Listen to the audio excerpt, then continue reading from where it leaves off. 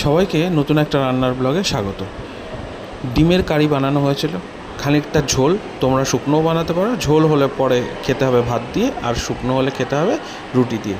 প্রথমে সর্ষের তেল নিয়ে এই যে সেদ্ধ করা ডিমগুলো সেইগুলোকে অল্প করে ভেজে নিতে হবে। ভেজে নেওয়ার পর যেটা হয় আর কি, ডিমের ওপর একটা লেয়ার আসে। লেয়ারটাকে দেখলে পরে হোটেলে খাচ্ছি এমন একটা ফিলিং আছে, হোটেলের ডিম কারি। তারপর খানিকটা তেল নিয়ে সেই তেলের মধ্যে জিরে গোটা ফেলে দিতে হবে গরম করার জন্য।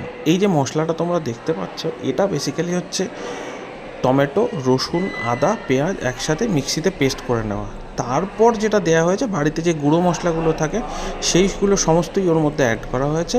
একটু স্পেশাল অ্যাড করা হয়েছে, সেটা হচ্ছে টক দই করে নিয়ে তারপর জিনিসটাকে আমরা ভালো করে চামচ দিয়ে মিলিয়ে নিয়েছি। নেওয়ার পর ওই যে গরম তেলে জিরে দেওয়া ছিল, সেই জিরের মধ্যে কিন্তু মশলাটা অ্যাড করে দেওয়া হলো। এইবার যেটা করতে হবে, লো ফ্লেমে জিনিসটাকে নাড়াতে হবে। যাহা তক তুমি নাড়াবে, তারপরে কিন্তু মশলাটা অটোমেটিক তেল ছাড়বে। যখন তেল ছাড়বে, তার মধ্যে ওই ভাজা ডিমটা আস্তে করে দিয়ে দাও। দিয়ে দেওয়ার পর কিছুক্ষণ কষাতে থাকো।